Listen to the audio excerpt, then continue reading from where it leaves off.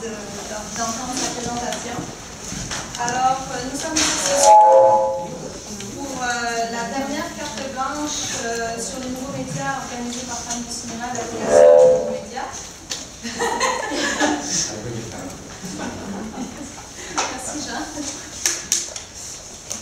Et donc, ce projet a été rendu possible grâce à notre partenaire, l'INIS, qui nous accueille dans ses locaux et avec lesquels on a un super partenariat que j'espère bien que ça va continuer. Monsieur. Et grâce au Fonds Bell, qui nous appuie beaucoup dans ce projet-là, c'est grâce au Fonds Bell qu'on a pu faire venir Evan Jones à Montréal et nous en sommes bien honorés. Merci beaucoup à Sympathico qui est également un de nos partenaires avec qui j'ai la chance qui est là ce soir de l'événement, ainsi que le CALC. Et nous avons également plusieurs partenaires médias dont le lien multimédia, Sophie est là, et puis CPDM également, et je peux vous dire quoi. Alors, sans plus attendre, je vous présente Evan Jones, qui est un des pionniers dans les nouveaux genres de jeux ARG, les médias de localisation et les documentaires interactifs au Canada. Il a été reconnu comme étant l'une des 10 personnalités les plus marquantes par le Fonds Bell de la radiodiffusion et des nouveaux médias de Bell. Parmi ses clients, on trouve Microsoft, Disney, Fox, CBC, Bell, Discovery Channel et The Movie Network. So thank you, Evan, for being here tonight, and I'll leave you the floor for the presentation, and thank you very much. Thank you all for coming. I think this is on. Can you hear me? Great. It's been a while since I've been in Montreal. It's lovely to be here. Coming from Halifax. Stitch Media is an interactive media production company. It has offices in Halifax and Toronto, and I'm the head of the Halifax office. And today I came to speak a little bit about this word that is right now on everybody's tongues, it seems, transmedia. The format for today's discussion is I wanted to make it as interactive as I could. There was a form that was submitted, and there were a few questions that some of you may have submitted, and I'm going to try to get to the few of those that I got. And what that's brought me to is today's talk is entitled "The Top 5 Questions Facing Transmedia," because I find that most of the time that I'm asked questions, they're always sort of along these lines. So I thought what would be interesting to get some of these out of the way. Some of them may start from a level where you may not be familiar with the term transmedia, but I hope to quickly progress into a deeper discussion from there about some of the things that you might be thinking. I've been told that we have about 90 minutes to discuss today, and I'm going to try to keep my portion to the first half and your portion to the second half. And so as you are following along, I would ask you to think of the questions that you might pose about transmedia, and we can open up the floor, but most of all, I'll try to see if there's examples I can give of ideas that I might be able to share. This is a virtual presentation. It's online, and the URL at the top is the address of this presentation. You can follow along right now live if you want. Or you can use it afterwards, because there are some slides that are a fair bit more dense than I would have liked. I like big, clean slides, but this topic is just a little bit too complicated in some areas, and I have to fill them more. So you'll have it as a reference afterwards, so don't worry about scribbling down any notes. The number one question that I encounter almost all the time right now with transmedia is what are you talking about? What is transmedia? And I wish that I could give you a simple answer. This is actually turning out to be quite a controversial time for this question, because there are many people in the industry who have done lots of projects that people agree are transmedia, but don't agree on what it actually means. And they come from different disciplines. I'm assuming that most of this room is from sort of a producer, creator sort of distinction in whatever platform that might be. It's the transmedia term also comes in with a lot of other fields, the marketing and advertising industries, and also some sort of media strategy that goes on as well. So, unfortunately, I don't have a very easy answer. I'm going to spend most of my time on question 1. This is the closest that we could get to defining what the issues are right now with transmedia. And it is not as obvious as it might look. So I'm going to try to talk through it. What's essentially happening is that transmedia, I mean, I'm using sort of the Latin side of the between, or connecting media and across different media. There have been a lot of other terms, and there's debate on whether or not anything like cross-platform, multimedia, those sorts of things are actually overlapping or not. And so what I think transmedia is right now is that it's at least 2 different projects, or at least 2 different platforms. When we get into that, we start to have the problem of defining what a platform is. But it's multiple platforms for the sake of this discussion, and they're connected. Now, the connection is where the controversy comes in. And what you have are sort of 2 different camps colliding. And the one that is more mainstream and familiar is this camp here of media franchises. Media franchises, if I were to list them off, things like Star Wars is one quoted all the time. Let's say something like Batman, or My Little Pony, or whatever these brands might be. There are ones that have different parts that are all what we would call part of one story world or a story universe. And so the idea of having a toy and a magazine or a comic book and a television special and those sorts of things in the media franchising world is a transmedia concept, because it is going between, and all of these are reinforcing each other, because if you really enjoy the film, you might really enjoy the video game, and so on. Another camp is a camp that about 10 years ago started to create these things called alternate reality games.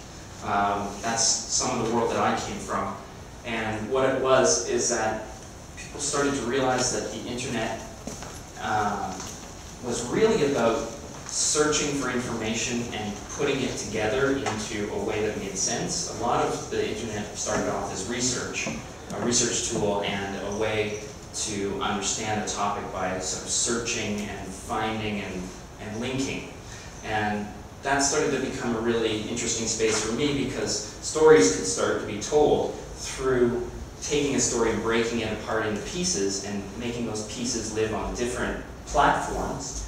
And the activity of interaction was finding all of those pieces and platforms and experiencing them all in their own right, but synthesizing them into a greater story. And so you get this sort of place in the middle, which, if my formula makes any sense, it's media franchises at their extreme are that there's a story over here, and a story over there, and a story that are all connected only in the fact that they are within the same fiction. You know, Batman is always the hero, and the Joker would always be the villain in all the different pieces. But they're not necessarily linked. Over here is another extreme, which is that all of these pieces are so linked that they're actually not independent of each other. They're all pieces of stories that can't exist as stories without the others. And then you get this sort of sweet spot in the middle where the 2 intersect, where actually you get individual stories in different platforms that are actually all one story when understood as a whole. Does that?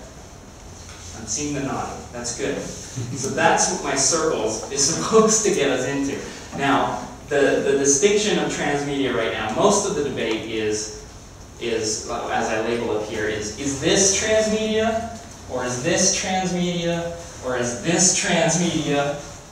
And I can't actually tell you where that discussion is going to end, because even today there are posts about it from people that I really look to for wisdom on this, and there's a lot of arguments on both sides. So I tend to be further to the right in this story, and I use a bit of a test of my own when I am trying to figure out if something is transmedia or not, because I don't really lump media franchising into that, because media franchising is so well established and understood. The idea of a sequel of a film, it's not something that's strange or worth discussing for 9 minutes. So what I really do is I sort of grade things according to some of these questions. I'll just quickly go through.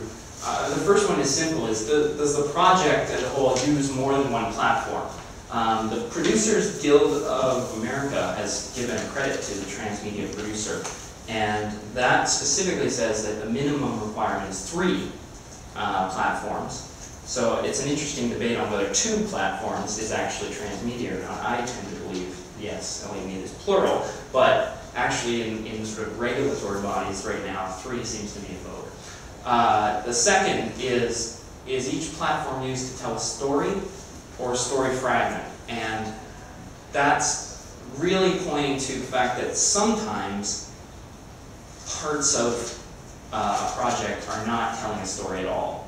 If you have a television series, a dramatic television series, and a website that is photographs of the television show, there's not really a story that's being told on that website. And so that's where I start to point at this and say, well, that's not transmedia, that's promotional. And so, is there a story in each platform? Is the next question that I ask myself. In terms of platforms, I'll just digress for a moment, which is that the other controversy that's going on is whether or not, like right now, it's very easy to say that one platform is something like television, and another is radio, and another is newspapers, because we have these words for that. But the one thing that's sort of stuck at the moment is what parts of the internet are separate platforms and what part is all one. Because as different things come into the platforms, you know, if you're sitting on your computer and you're watching Netflix and then you surf over to your email account and then you surf over to Facebook and these different places, you don't actually get up out of your chair in any way, but you do go to different places with different features. And so I leave it to you to weigh in on that, how you feel about it. I will try not to reveal my stance. Number 3 for me is, does one platform affect my understanding of the story on the other? And that is where we start to turn a corner, because in media franchising, that doesn't happen. You can watch the film and the comic book or whatever it would be without one informing the other. Whereas I'm really intrigued by the times where the subtext of one story is actually the protagonist story in the other, and that they relate in a way that you feel like after having consumed both, that you have a new story, a sort of third story, which is how the two connect. And I give extra points for these things. So, the 4th question I ask, do all platform stories and fragments work together without accidental contradictions? And that is more a question of practice than theory, is that I've worked on many different projects in this space, and I find that the large teams do not necessarily intend to do this all the time, but that creative decisions are made in all different parts of a project, and usually a large transmedia project has multiple teams working in parallel.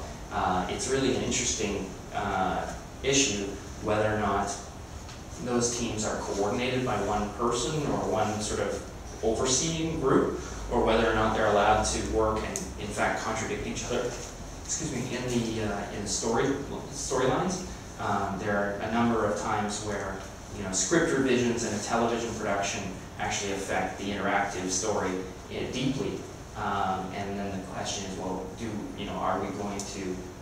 We're going to spend the money in one media, but are we going to spend the money in the other? And I think the sign of a true transmedia project is when all of those are clicking together.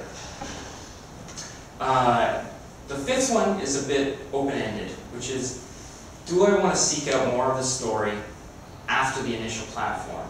And that, for me, is where I know that I've got a transmedia project, because it's not only that I've enjoyed the initial encounter, be that the book that I read or the film that I watched, but part of that project itself has sparked the curiosity for me to consume more of that story, or to find out the rest of the story, or to find the next chapter, or the in-between moments, or whatever those are. But without the projects that sing for me are the ones that embed that directly in each part of the project, so that they not only are aware of each other in terms of not contradicting each other, but they're encouraging you as the viewer or the audience or the user to find out more and to get into that transmedia experience. So that's one of my longest slides. The other thing that you'll see is that I'm going to take a shift in this presentation, which is that the one thing that everyone has managed to agree upon is that transmedia is an adjective that is meant to describe something and not a noun that stands alone. So up until this point I've been using it one way, but really what we should be talking about is transmedia storytelling, because there are perfectly viable spaces for transmedia advertising and lots of other places for transmedia. So in this is actually one of the questions that we had submitted. So thank you for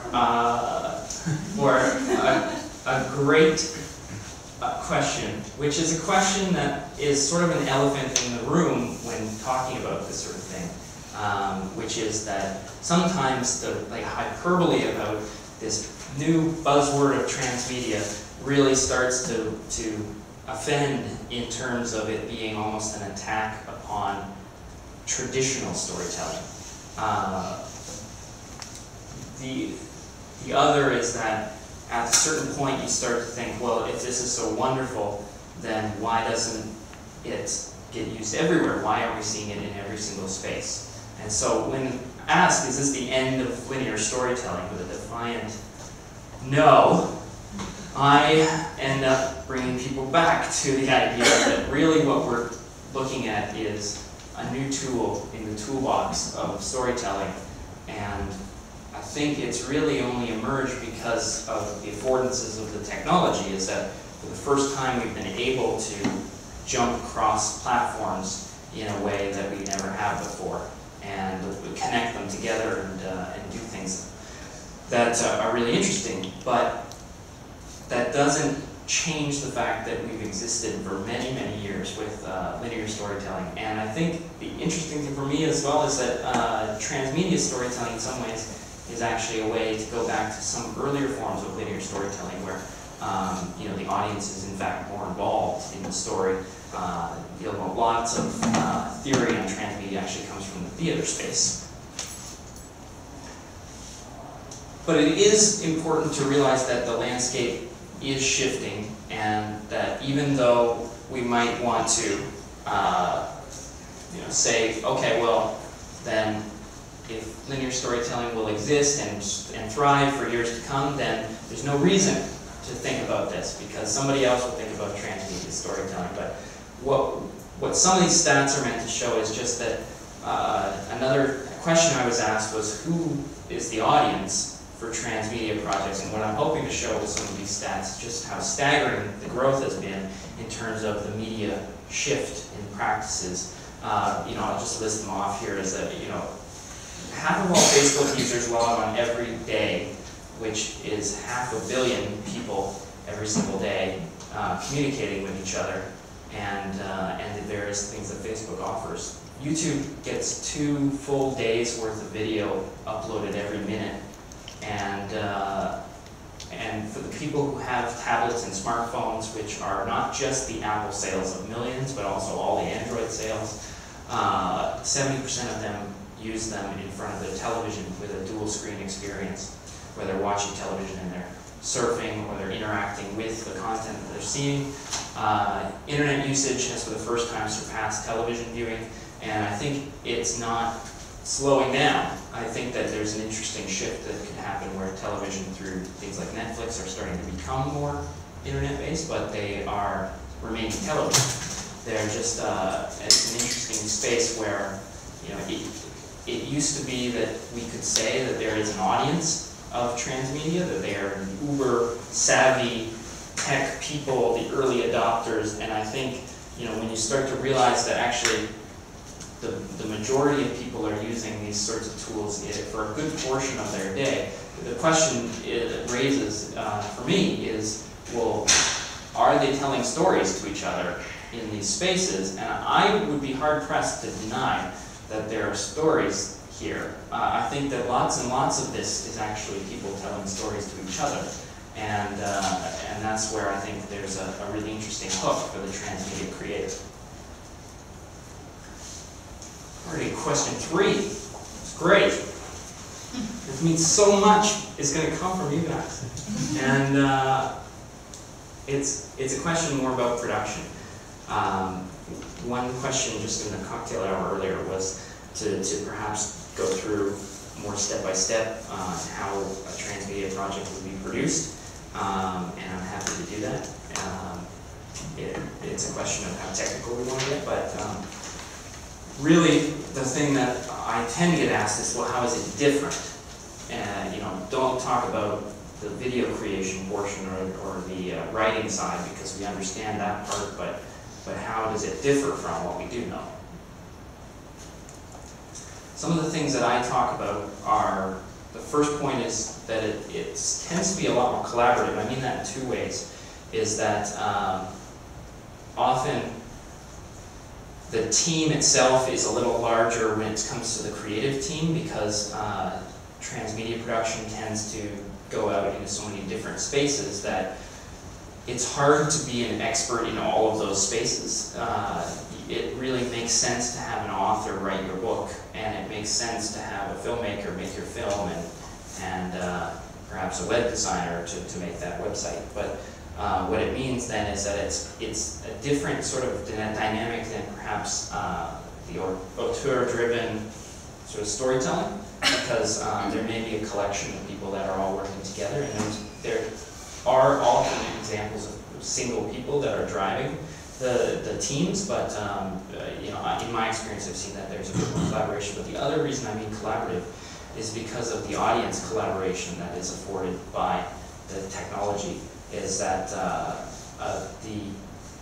the thing I find is that in the user-generated content world, we think of things like YouTube as places for user-generated content, but those are really fully open sandboxes. And what I try to do with my team is say that our users are actually a part of our team, and that nobody would come to our team without having some sort of parameters and preparation and materials to start from. And so the collaboration isn't always, let's see what you can do, and we'll let you do anything at all. Sometimes it's better to talk to some of the makers in your audience, and to say, here is a really great place for us to work together, and we really want to embrace this side. And I think that you can be really pleasantly surprised when you sort of make that promise, and say, you know, you're a part of our team, and here's how we want your contribution, and then you actually do make good on it and integrate that contribution back into the project. As I say that, I think that the next point comes up well, which is that it's iterative, is that I wish I had the luxury of making a project and putting it you know, on a shelf and saying that that was the project as it stood, but I find that the really strong transmedia stories are ones that live on and shift as they sort of are evolving in the wild, I guess. And you know, alternate reality games are really interesting in that space because they're not always pinned down entirely. They're sometimes specifically left open in some sections to see how the audience will react to earlier beats, so that we'll know that this section that we have a little looser than our standard production can then adjust so that we can embrace the new concepts that are coming from the audience themselves. Because as people sort of speculate and talk through ideas, you can find that it's incredibly inspirational on what they can do. Another factor is that because you have all of these touch points in transmedia projects, they do tend to be either tiered or diversified, in that some of them have the plan of saying this project is going to be in many places at once because our audience is in many places at once, and we need to draw them into the center of our concept from wherever they live. And so that's where we're going to, reach out, and that's something that I've done with broadcasters. We'll create an internet-based project that's meant to appeal to an internet community that will then complement the television program that's meant to appeal to a television viewing audience. And then the two will sort of meet in the middle and start to become fans around slightly different first experiences, but then they'll find the other in it. There's also the idea of the tiered approach, where you say that really this entire project is meant to have one entry point, but we are allowing the self-selection of different groups who want progressively more of the story. Is that we might have a 1 hour short film, and then a 2 hour mobile game, and then and then a 10-hour documentary series or whatever it might be, and that you're progressively moving people from this mainstream audience who may be interested in a 1 hour experience down to people who are really focused on that topic and want as much of it as possible. There's different ways that it can be built. And the one thing that I always strive for is to be platform agnostic, and that's a term that has floated for a while. But for me, it means that it's not a situation of that there's this platform that's calling the shots, and then another platform that is sort of servile to the other. If you understand, is that it's too often that there's actually a hidden priority scale in the platform, and so commonly, rightly so, it's dictated by the revenue streams, and so from that, you can't do much more. But the platonic ideal is to get to this space where we're doing projects that are platform agnostic, and I can give you examples of where we've done that too. Are there any questions already, or should we save them to see what my 5 are? Save them. Yeah, okay.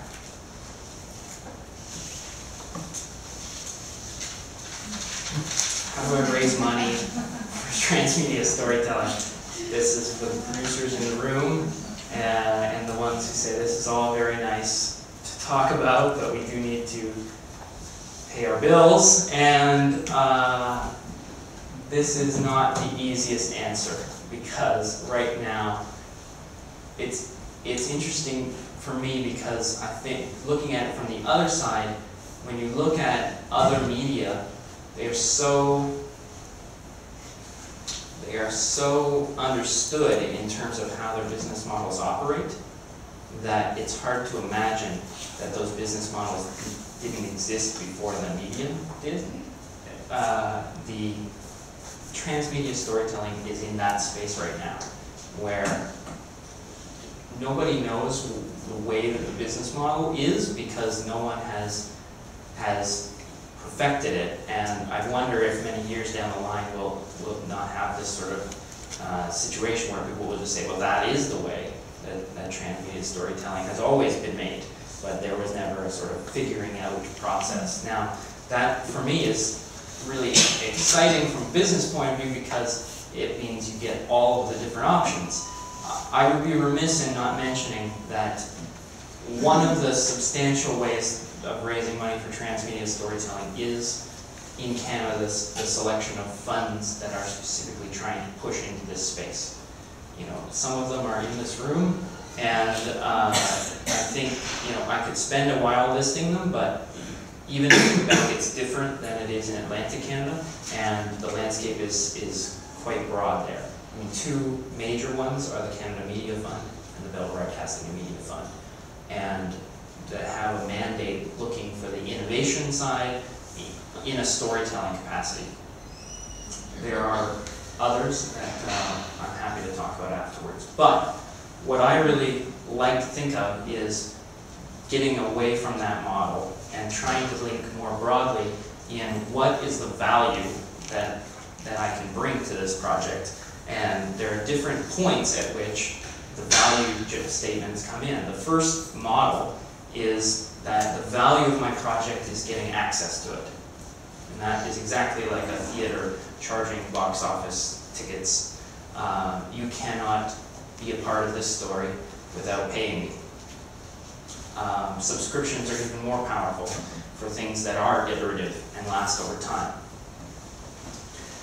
The sort of tangential model of that is that if I don't want to ask you for money as a user, then I can sell your attention, which is what advertising is all about. And if I can get things like branded entertainment to start to emerge, I can tell stories that may be tightly integrated with a message of advertising, or maybe very softly integrated, and it's lots of experiments are happening in that space for projects. But really it all comes down to the value statement then is that these are the amount of people or the type of people that I have for this amount of time, and I will be selling their time for my project. In terms of time, the other is that sometimes projects are specifically designed so that there is a certain demographic that wants to play for hours and hours or wants to experience a story for hours, and there's another group that says my time is worth much more than this, and I want the short version, I want to get to the end. And that is where you start to see a market in virtual goods and freemium models, where it says, look, here is a story for everyone to experience, but if you would like the last chapter right now, then you can spend a few dollars and you can jump ahead, and we'll give you the notes for that. The other final one is in the valuable relationships that we develop. Social media is starting to really do some neat things there for marketing to each other, but what we have seen is things like Kickstarter emerging, which are the sort of crowd-funded model, and the internet is allowing people to drill right down into these niche ideas and support each other. The fan, the sort of 1,000 true fan concept, and how many people is your critical mass to make your production self-sustaining. It's not unlike the direct pay model in terms of this will not happen unless you pay, but it's a little different because it's all about building the relationships that are before the fact. It's not about marketing to somebody that they should pay an entry fee. The affiliate model is also based on that, where it's the relationships with other content producers that you're using each other and the strengths of each other's work to find each other's pay. The idea of, well, you may not like the story that I'm telling, but I can recommend another story, and in that recommendation I am given a commission by the direct pay that they're receiving there. And, there's all sorts of I won't list out the different kinds of websites that use the affiliate model. Some of them are not as family friendly as, but there are some valuable ones there. So we get to our final question, and it's wonderful to have because I really do want to make this big of a discussion. What skills do I need to become a transmedia storyteller? This is a very loaded question because the definition of transmedia is not yet fixed, and storyteller is as wide as you could possibly be. And so this is a tough question to answer. There are probably many people inside INIS that would be able to define the skills that are taught here. I personally try to open it up and to say that there are really some skills that I find are essential.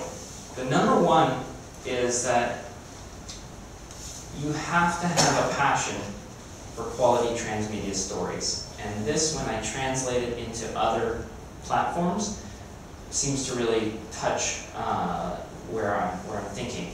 It is absurd to me to have people think about becoming novelists without having read many novels and having a real love of the form of the novel. And so with film, is that the best way to become a filmmaker, you might question this, but is to watch a lot of films and to love films and the art form of it. It's an interesting space because we're at a point where there are just now starting to become transmedia stories that are out there to consume. And I think that the people who will succeed as transmedia storytellers are the ones who love finding them and living them and being part of those stories. Obviously the next of having stories to tell is fairly self-evident.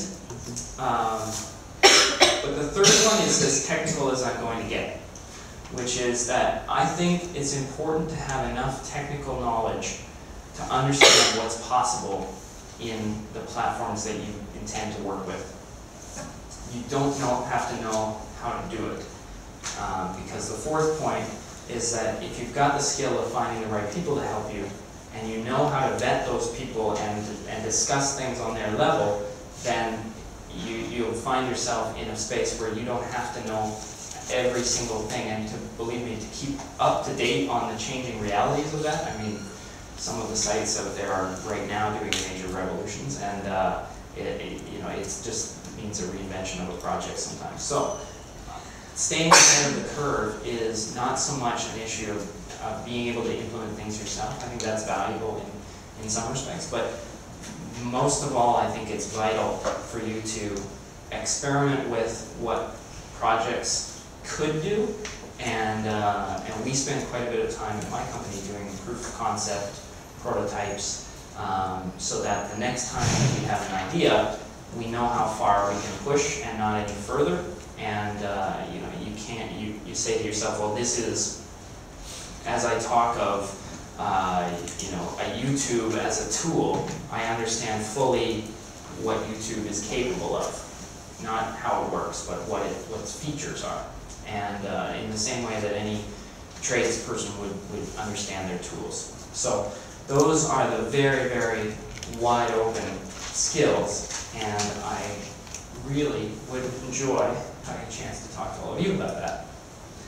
So, we have just over 1 hour, and I said that I was going to keep it short, so I'm promising that we'll have a chance to show some work in the middle of it. Is there any question that may be our number 6 out there? Yes? Okay, in most of the transmedia project, you might add a broadcaster involved. It's true. Possible. Yeah, I mean it's tending to be that way, mostly because the majority of the funds are requiring that. So how do you control your power over your project, your rights, the ability to monetize, right. And the ability also to, as a producer, not the storyteller, but the transmedia producer, how do you keep control of your act? Right. Well, that's no, it's fine. I think that this is a perfect question, and I'm glad that it's a difficult one. It's the negotiation of rights is a question of who is got more at stake on it, and it's very difficult to be in that room and to have a great idea and know that the only way you can make it is to give over dramatically more rights than you had ever intended to. And that's just a fundamental question, is like, which do you choose? The idea of your project the way that you wanted it, or your project right now? And the realist producer side of me tends to understand that until there are other places that are interested in different rights models, then that's a discussion that is left to, I guess, the terms of trade with the CFTPA, which is moving at a different pace than I would like. The interesting frustration that I see is when people say that they've signed over rights and that they're not being used in any way. Now that's a challenge, because it's not really an issue of you not being in control. It's an issue of the project itself can't be as strong as you might want it to be, because your hands are tied with being able to do that. I think the more we start to see, what I've been finding is that really it's about the sales departments in that regard, is that when the sales departments start seeing that there are revenue streams that are coming from the other parts, the non-broadcast parts, the power shifts. And right now there's the idea of value there, but when there is real value there, then it starts to become something that they'll take advantage of. Now they'll not only want the rights, but they'll do something there because they see that their sponsors are asking for those kinds of wrapped experiences with banner advertising and other things. In terms of alternatives, I've been pretty intrigued, and you may know that my company has been working with the Independent Production Fund on the web drama series, and very fascinating lessons there on how there are incredible opportunities online to gather an audience with the right sort of slow strategy of growth. That yes, you don't have the strength of a broadcaster to bring their established brand to your project, but you can establish one of your own. And I think if we start to see things like in Los Angeles, the Maker Studios, which is a complete studio devoted to YouTube stars, that is starting to do major deals with corporations. It's an alternative to the broadcast model in their world. I see all kinds of disruption on the horizon right now as the CRTC for the first time notices that Netflix exists and starts to wonder about whether or not having a broadcast license is the most valuable bargaining chip of all. That's a scary thing to say on the record, but that's the only way I see that the rights discussion is shifting, is when there's any sort of difference in the power differentiation of who is holding the purse strings. Sir, did I answer that fully? I'm happy to clarify. Well, it's a question, what I understand is a question of negotiations, and I mean, you'd rather have your $3 million license with a TV show, and that's where the negotiation starts, that's for sure. I think also, it's a question of, I'm just thinking about my example as someone who creates, and in Quebec, creators don't really get a lot of rights, but I started talking to other creators in Toronto who are getting a lot of rights, and I started talking to other people in Quebec who are creators and saying, listen, we have to start thinking about our rights and letting producers know that we should have a little bit more rights, that these things are negotiable. And I think when you get that dialogue going, I imagine between producers, the way creators will start doing it between themselves, there's also that as well, where people start presenting more and more of a united front or strategy towards that. There's also that as well. Because, after talking to other creators, I realized, wait a minute, I'm not getting enough here in Quebec when I create something. I'm going to start going other places. And then... Well, the market is very small. Yeah, no, but often it's just a question of percentages, and principles, and so that everybody's a winner. So, it's also, there's so much wrapped up in, as you watch a tech bubble growing again, and the idea of that your story, if you sign over the interactive rights, you're actually signing over the next IPO that would make your, there's a bit of a disconnect in the value of stories when they're made into interaction, and I find that it's just, the argument gets very heated very quickly when everyone is talking about the next Facebook, but really the discussion should be grounded a little more. Yeah, because Facebook Facebook doesn't have any content. No, Facebook it's not a story at all. Exactly. I mean, this is so, everybody wants to be the creator of the next Facebook, but this is not what we're talking about here. No. Yeah, and so it's, but I've been in the room with that mentality where, you know, that it's a negotiating moment, but it's being negotiated with a very different frame of reference on the value of where your story is you know, kept. I think the best case scenarios that I've seen are the ones where the broadcaster says, we want the rights, and this is our plan to use the rights, and this is how you're going to be a part of it, and this is how we're going to, you know, all benefit from this and in other territories and so on and so on. Those are the best situations that I've been a part of, and I'm happy to show you some of where that's spawned. Yes, back there, sure. Just to follow up on what you're discussing about the web series, if you could go deeper into your experience with that, because I find that even with, I mean, I can call myself an emerging filmmaker producer, but even when I know people who are much older, much more established, their version of a web series is like a lost lead. Whereas for me, I'm like, no, this is value. Yet I haven't developed one.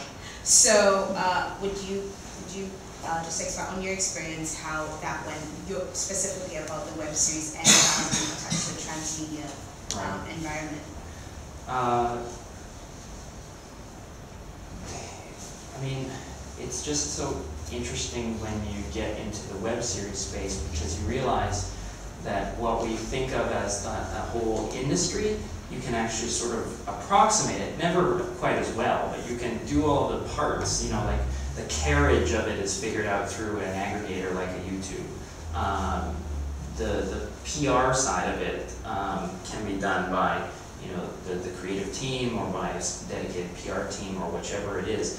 And then the sales team can be, you know, another portion of that, which is, can we find sponsors to come on board and to make this thing, you know, what do they call it, cash neutral or something? You know, we need to make our money back on this. And but what that does is it shifts. Like, I mean, broadcasters are essentially gambling that your pilot or next series is going to draw in enough revenue from ads that they're going to make a profit off of that. And what that does is it makes you a broadcaster in the same risk factors that are there, which is that your idea has to be so good that you're ready to lose the entire production budget yourself, so that you can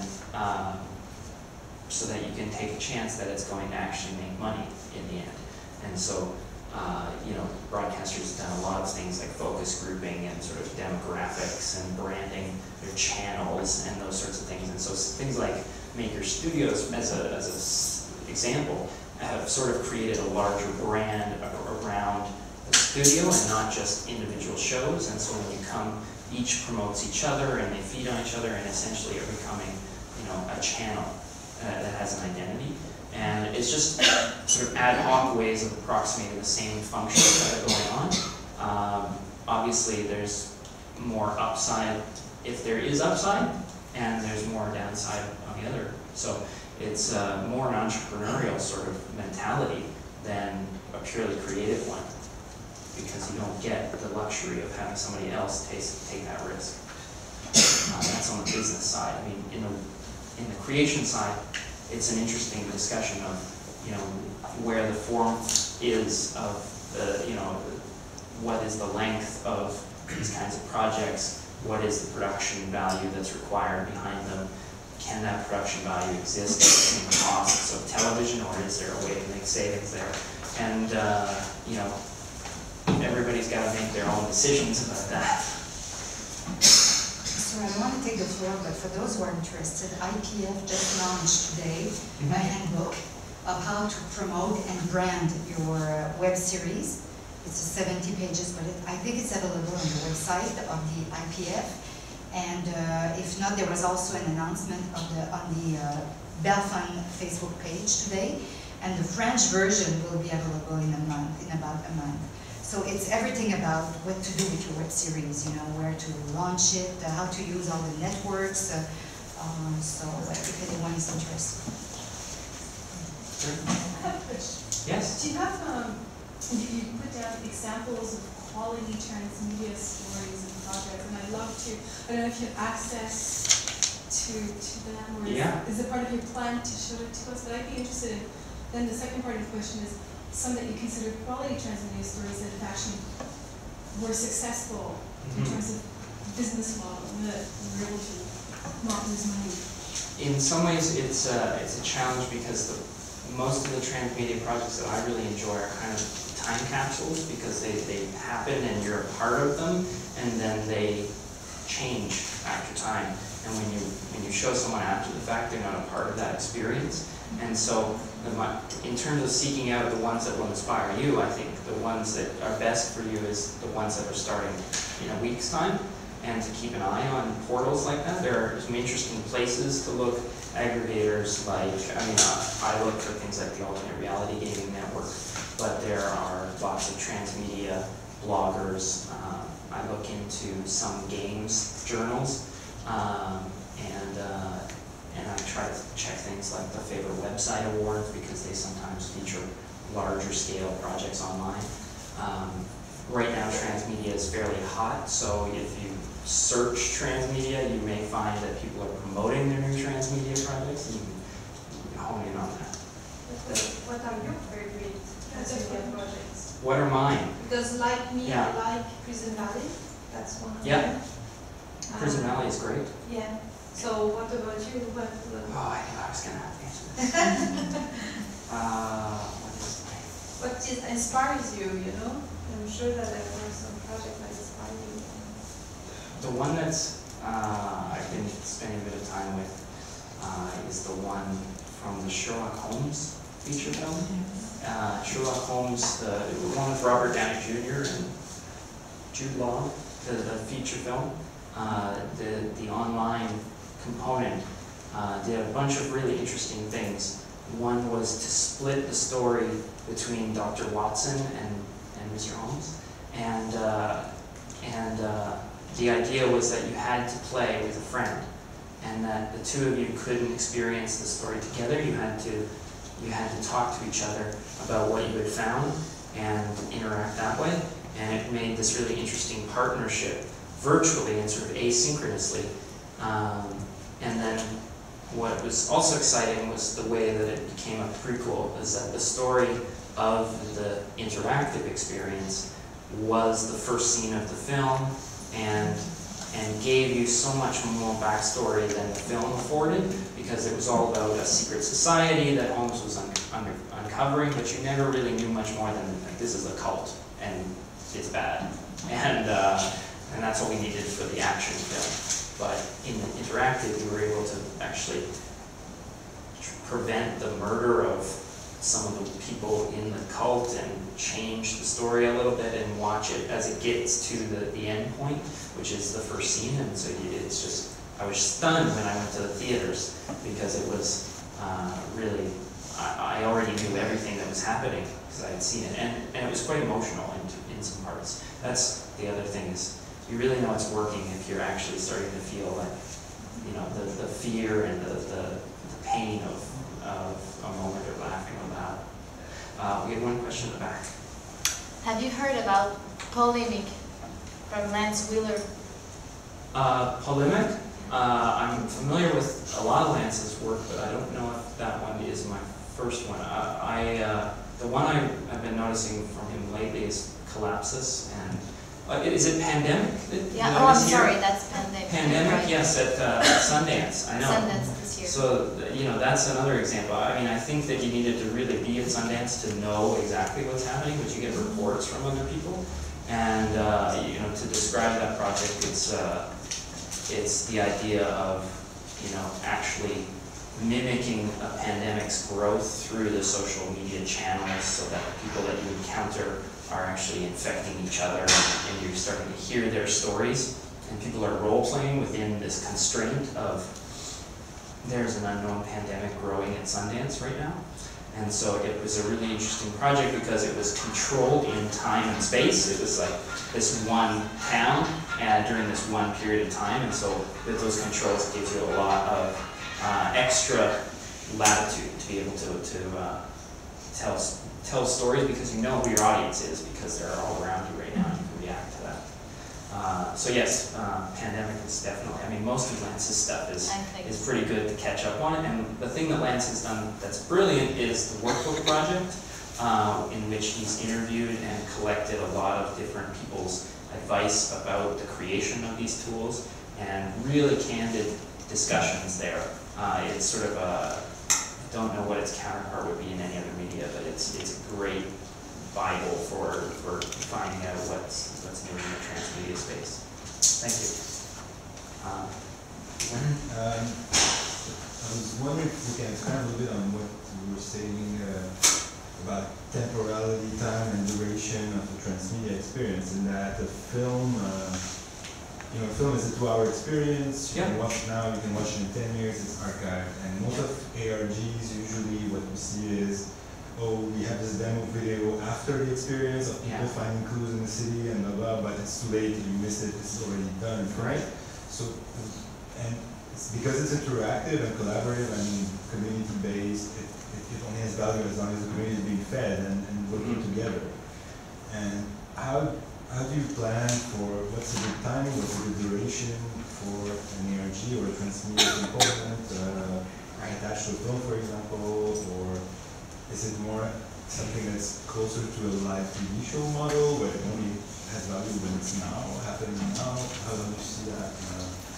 I've experimented with some projects that have replayed. Having your audience as an active collaborator in storytelling means that you never can repeat it exactly. Because it is that thing because of the people who were there at the time. That's why it's so much about theater and the theater theory. But the fascinating thing was they had this problem on a project I did, the Regenesis Extended Reality game, which was that it had a second window. It was airing on the Movie Network and then again on Global. And so what we did was we built a system that would replay it, that would launch everything on the same schedule as the broadcast, the same way the first time happened. And it did a bunch of things. It's a little more complicated. It would actually funnel people depending on which episodes you said you were watching and things. But essentially what it did was it just started again. And the most fascinating thing about it was that all of the stuff that happened the first time, the phenomena that came from the audience, all came again, which was really cool. And it showed that it wasn't just the people in the room that were the reason that this thing had worked. It was that the design of it actually brought out those reactions in people. It was that if you set up ABC, the person on the other end will almost always do action B. And it's not really something you can guarantee, but it is startling how consistent it can be, because what they're doing is playing a role in the experience, and the role as you've defined it really should be within a certain parameter. That's why I really don't go in for a lot of just open-ended contributions, because no one on my team gets to do that. So everyone on the other team should have a place to play in. In terms of the length, I think that, the death of linear storytelling and stuff is an interesting conversation, because I think that the lengths of things have actually emerged for reasons that have nothing to do with the platform and the idea of a 2-hour film. And I think everybody talks about this apocryphal story of human bladder sizes and stuff, and the reason why people might want to have a full evening is a 2-hour event or something like that. Whereas television had different reasons for being half hours and hours and timekeeping that way. I think that it was really interesting is when you see other platforms like video games. An example, I forget what it's called. It's Left 4 Dead. I think Left 4 Dead 2.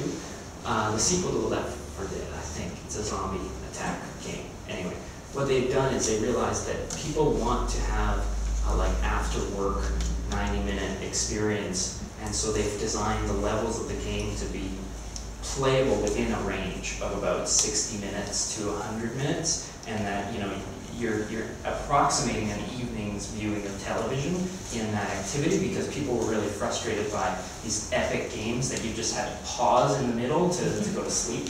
And it was leading to these activities where people would just be on these benders to consume them.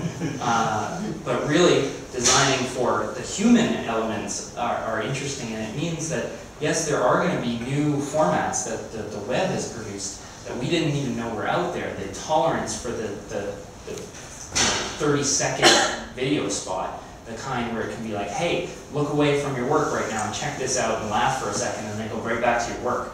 Because that's where a lot of those short-form videos are being consumed, is in the office space, and there's no way people could get away for a half an hour. So it's like the perfect format for that human element.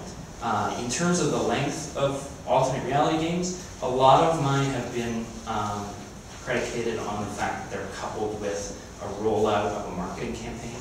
And usually those tend to be 4 to 6 weeks, just because that's what people find is sort of the attention span of like, oh, I'm sick of that ad now because I've seen it so much. And so the stories are designed to be within that space. Is that, like, Regenesis was a 13-week thing because it was timed for a television series, but when asked about, I usually counter it by saying, well, you know, what is this paired with, and let's match that experience. And I think there's also, you know, a bit of give. There's been alternate reality games that are 10 minutes long that have been successful. So that's a wide range in the genre. And part of the tiering, I guess, that I was talking about. There's a question at the back here. Is that right? Did you have a question? No? Someone else did. I saw a hand. Put you on the spot. Okay. Yes? Can you give some tangible examples of within an ARG, some of the open-ended nooks and crannies of the experience that you left to the user to influence how you could unfold the story? Right, sure. I know you guys want me to have at my fingertips links to show you. I could spend the time, but perhaps it makes sense for me to tell you about what the experience was. I mean, this is one that became really interesting, which was it was for the video game Halo, and it became a story called I Love Bees, and it got quite a bit of attention, and I see some people know the project. But it had one piece that became all about the user response, which was that payphones all over North America were ringing at a certain time, and you had to figure out where they were going to ring in advance so that you could be there to answer the phone and to have the conversation that was necessary to unlock the node. And I think they did it 777 times or something to that effect. It was a lot. And what it created was this sort of expectation where the first one rang, and I think a few people showed up, and then the story came back. Wow, this thing happened, somebody talked to us, we did something in the game. And then it became a thing where the next one was found, and a bigger group came, and then a bigger group came, and a bigger group came. And those groups started to do things independent of this phone call that was going to happen. They started to create, you know, names for themselves and like mission criteria and things like that. They started to create a backstory for why they were the ones that were chosen for this particular experience. And then they made it from what was actually like a 2-minute long phone call into sort of an afternoon event where people would gather and they would trade stories, and they would even, you know, like dress up and things, and it was all about playing the role of these investigators, and that was one that really caught on. I'm thinking of... Sorry, did it change how you changed the story in terms of... It did. It wasn't my project. It was. It did change it in terms of a bit of more damage controls, that they became so sought after that they accidentally phoned one during a severe weather storm and had people gathering during like almost a hurricane that was happening, talking on this telephone, and they actually did have to shift the story to sort of pull the reality card and say like, okay, this is getting out of hand, and we have to go elsewhere with it. The other thought that comes to mind is that I found what's incredible is that the group think of an audience. One of the stories I've heard about the Lost saga is that the creators actually found it quite frustrating that the audience could almost always stay right at their heels, that they kept having to twist the plot, because if they didn't keep twisting, then the audience could see where they were headed with it. And the same thing started to happen in a project that I did with Disney for a series called Fallen, and it was that the audience thought they had figured out what the story was, but it turned out to be a much more interesting story than our original story. And because we were literally shooting it, and then we had a 7-day backlog where we were FedExing tapes back and editing them and uploading them. So it was 7 days from shooting that we were able to get in front of that and to say, okay, well, we can't react right now, but 7 days from now we're going to completely reference the new storyline that was always meant to be the storyline, but has actually taken from the speculations of the audience out there. I don't know if that's maybe. No, yeah. But the problem is that completely, that you were saying about live television, is it sort of boxes you into that frame of mind, is that, you know, to be that reactionary, you're almost like just writing to day by day, kind of in a live format, and that's a different way to create. I've found that there's a bit of a medium between the two, that you can have some parts that are open and some parts that are locked. Yes? Well, just kind of touch on that. Like, how did you actually facilitate the feedback from the audience? Like, what? So some of the projects create safe spaces for community to come together.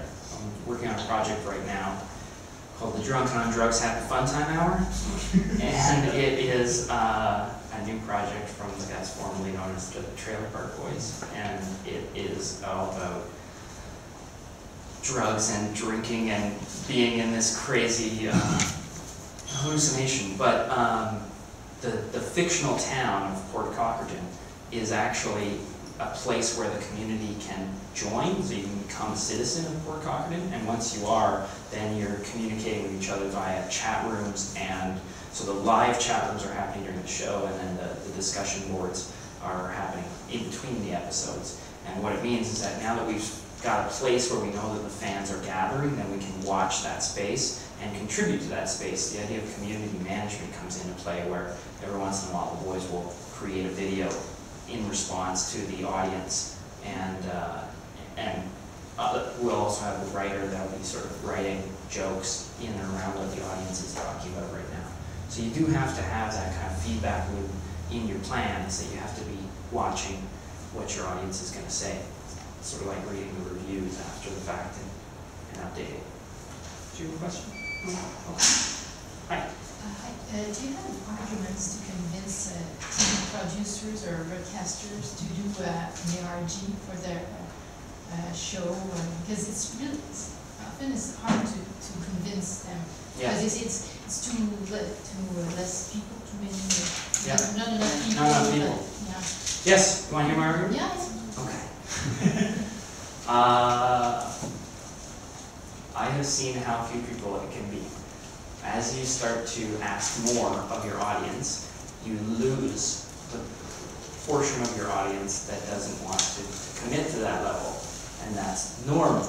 You know, there's an interesting issue of measurement, which is that a lot of the new technical world is all about visits or hits at that time, and that is a completely blunt metric, because it's nothing like, imagine if, even in television, imagine if you just got one number that was your ratings, and you never got to understand, well, who's tuning in on which episode, and you know, how long are they watching it for, and different things that are more metrics, but that's not, at the moment, there's not enough literacy in what statistics, the analytics mean, to be able to have those conversations. It's all about the visits. And so when they hear stuff like 100 people, then they say, well, 100 people is a small number, right? And I don't want a small number, I want a big number, I want 1 million. And so you say to them, this is how it's going to work. There are going to be 1 million people who are going to watch your special, and there's going to be 100,000 who watch all of your series, which is sort of the way that we've seen it happen, where it's about 10% that will carry through to the next stage of the project in the commitment level.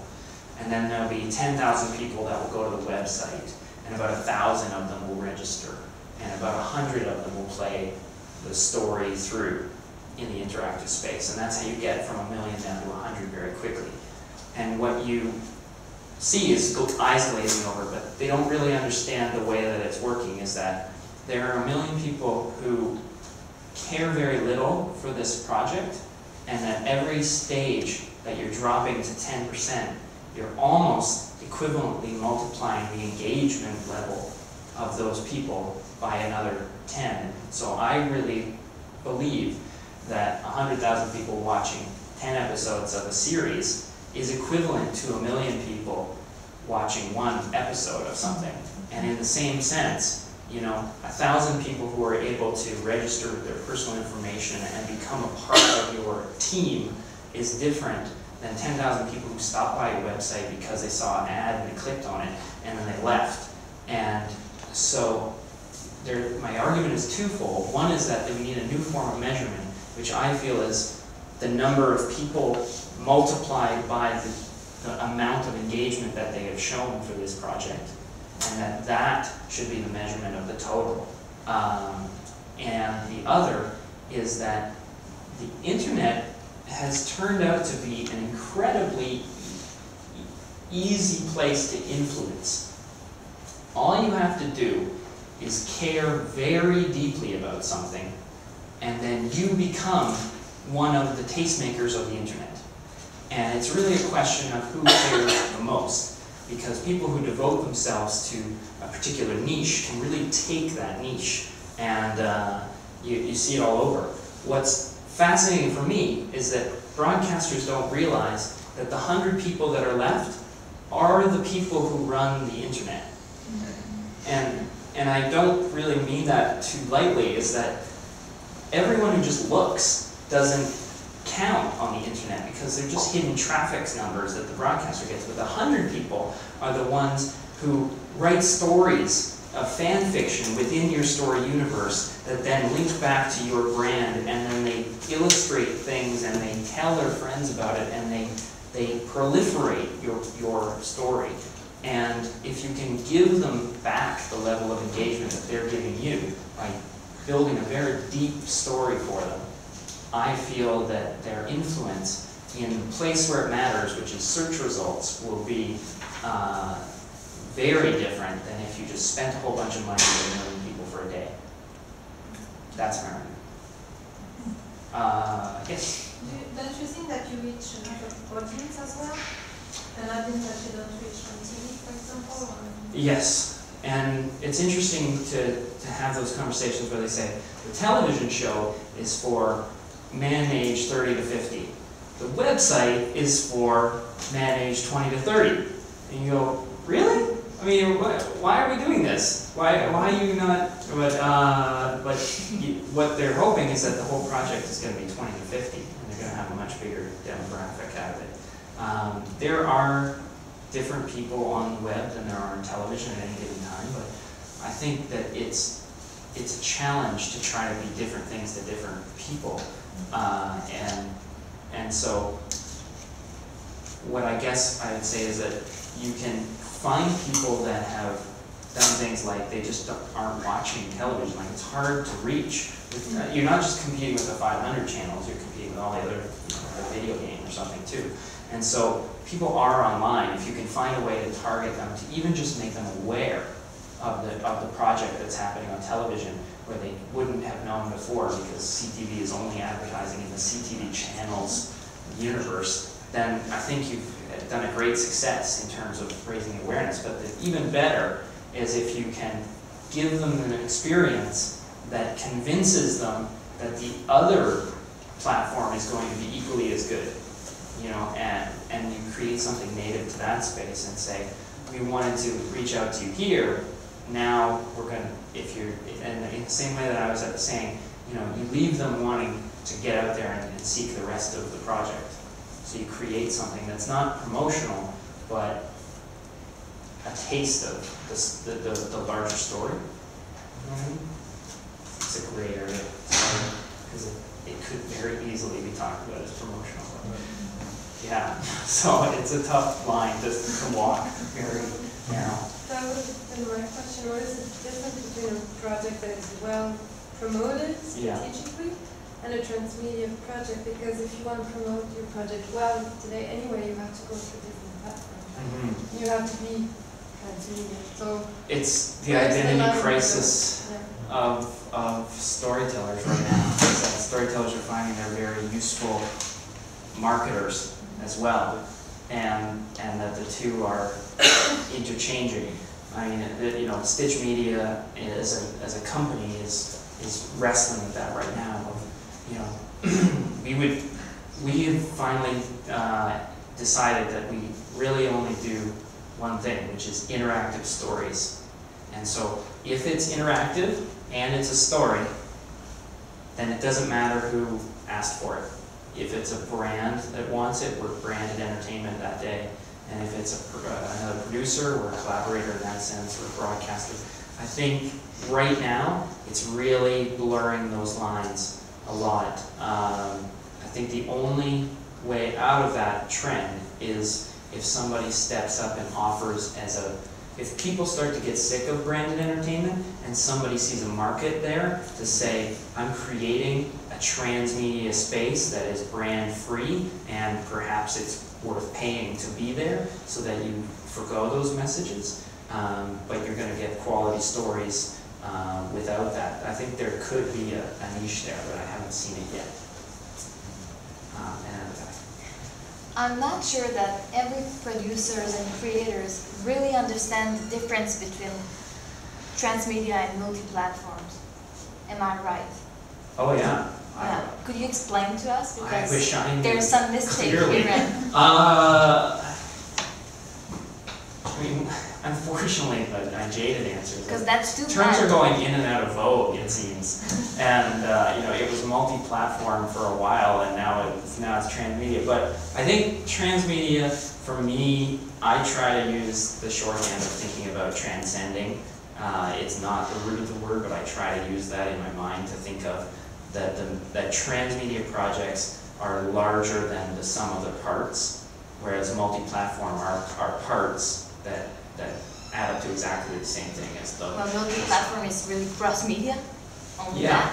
Yeah, and transmedia is another part of the story. I think that's where people are starting to poke and say, okay, there has to be something more for it to be called trans. And now it's really, you're seeing me struggle with my own thoughts on this because it's complicated. But yes. Can I add a bit to the complication? Sure. You spoke about a transmedia universe. Yes. You started with transmedia storytelling. Yes. And my question is, do you absolutely need an ARG or an Oh, no. interactive component in a transmedia storytelling project? I don't think so. I don't think so either. I think it's in vogue right now, but people are playing a lot of trump card games right now where they're saying, oh, I made the first transmedia project. No, I did, and I did, and I did. And people who are really starting to trumpet are the ones who are going pre-computers. And, you know, there was a book in Britain. Kathy's book. Well, Kathy's book is a great book on my shelf. It does have a few interactive elements. The one I'm thinking of, I think it was called Mystery. But it was, anyway, it was a book that was written all about jewels that were hidden all over the UK, and the jewels were really hidden. And so it created this other thing that was the hunt for the jewels. And that was chronicled in documentaries and radio stories and things like that. And so it became the story of the story, not just the book itself. And so that was all pre-computers. I mean, that sounds itself kind of scavenger hunt-like, which is still close. I don't want to be here to say alternate reality games are the be-all and end-all of transmedia. They're not. And you know, the one example I could give right now, because I would have it at my fingertips, is the interactive documentary that we did, which was called Redress Remix. It doesn't do any of that, but I can show you how it connects different pieces. So maybe if we've got time, is it 7 already? Oh gosh.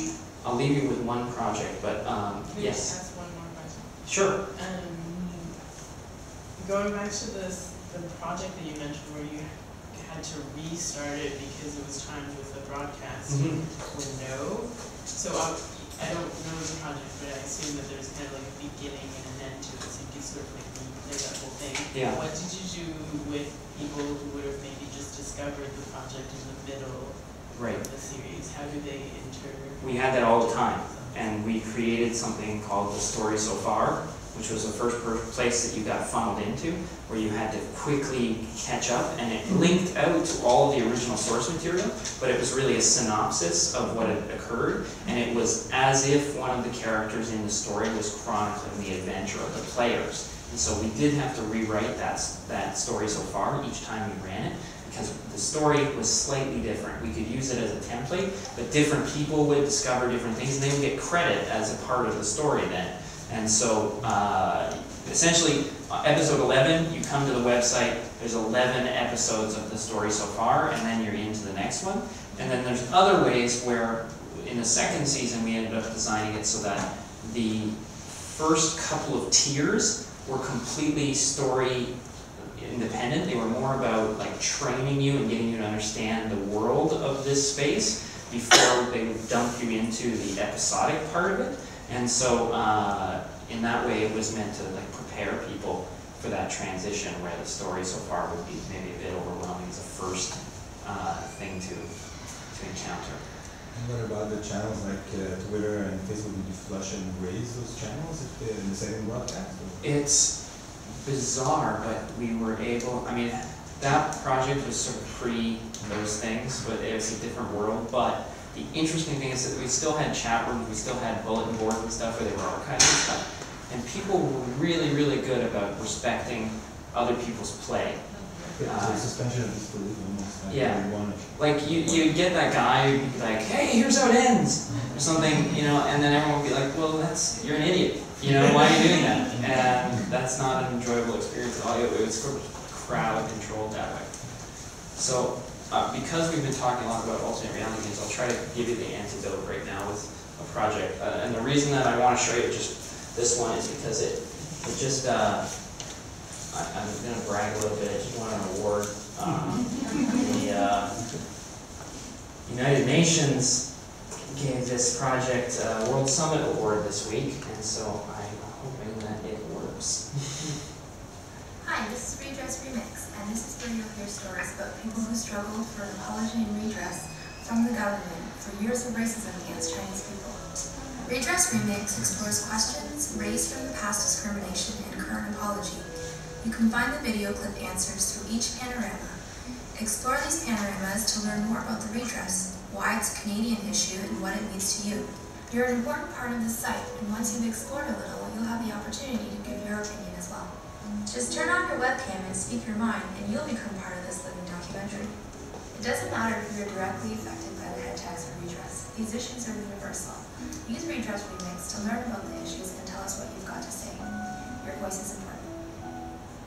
So this ended up being a 3-part television documentary with Omni, a feature-length documentary that was recut. But every bit of it was also recut into the interactive site, which is set up as a living documentary. Each person in the story who's featured in the documentary, we did interactive portraits. And the reason we did this was because we started to see that people were starting to approach these different topics from very different points of view, and we thought, well, wouldn't it be interesting to show people from different points of view, quite literally, so we can show that they're not just one picture, that they're actually much richer than that. And we started to use this aesthetic of interactive portraits as a way to navigate the site. And then this concept actually ended up informing bits of the documentary, where we ended up using the photos that we were going to make for the website into parts, transitional parts of the show itself. And so these videos play, which are specifically about questions and answers, and the whole thing was about this call and answer concept. And more than anything, at the end of them, they were asked, okay, now what is your response to this? And the idea of a living documentary in our definition is that every single person in this country has a right to say what they think about the redress movement and the Canadian apology for it. And so you can instantly turn on your webcam and leave a video message. And that was very strictly, you can't just leave a comment, you have to leave your own face giving a testimonial about the story of redress. And you have to answer the question in each category. So if you're giving a video here, then you're seeing how do you achieve redress, and that's what you're supposed to be answering. And we've got a lot of really interesting responses in that, but it's a way that the project can keep growing. And it's been a way that all those different videos, every one of them was cut in a different way and re-edited so that it would be understood in the context of where it was supposed to be. So that's just one project I can leave with you to explore. I hope that you'll like it, but it's an experience that's storytelling within a documentary and not maybe a fictional sense, so it's a different take on it, and maybe we'll twist with everything that I've just said. Thank you so much for raising your questions.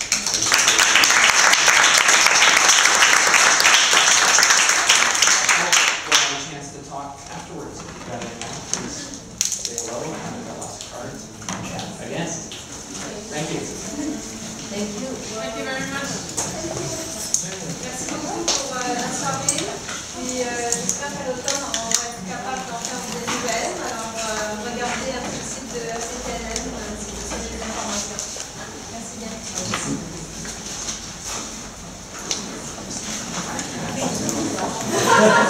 This microphone well.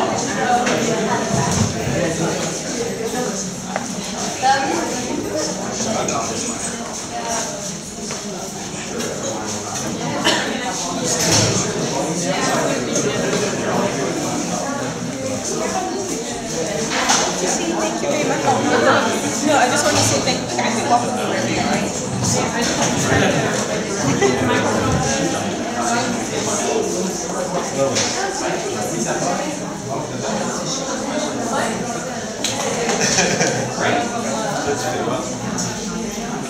Ah oui, c'est bien.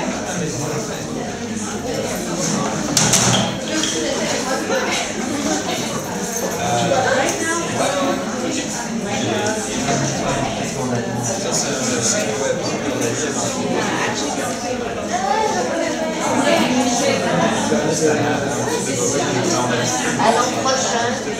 À l'an prochain. Merci.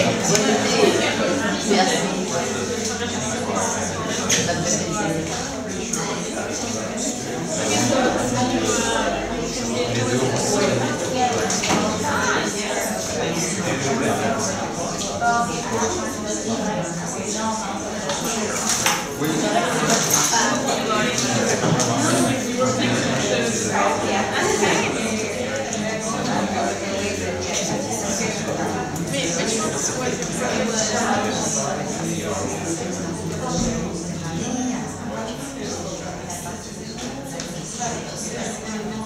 Ouais, c'est toujours un challenge parce que c'est très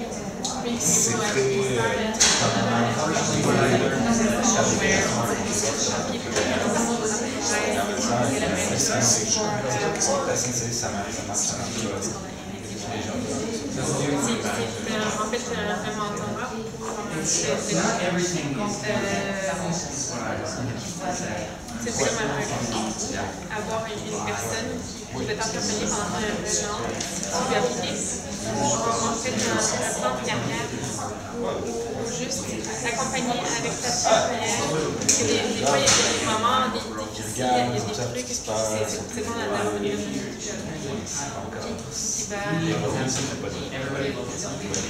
va sur ta carrière, en fait. Donc, pas forcément sur un projet, soit un peu plus large. Et puis, à ce moment-là, tous les niveaux, on va avoir différentes dates. Ça peut être soit en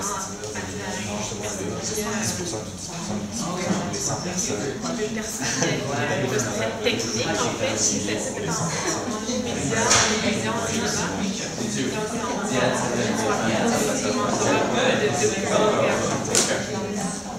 Donc, long terme, mais aussi plus large.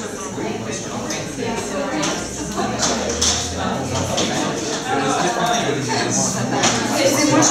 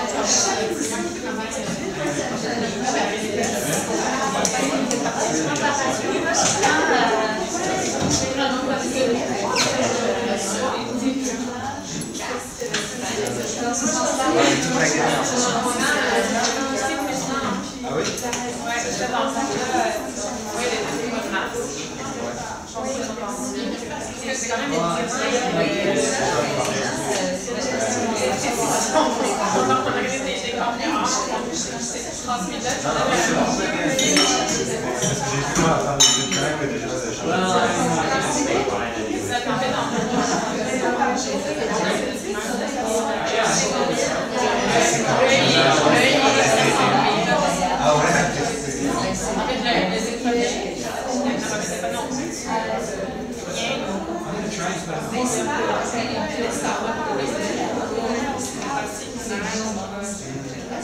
Mais c'est cool, on a pris tous ces événements.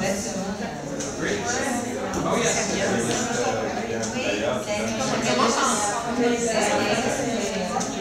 I do. Et on travaille sur un projet en ce moment.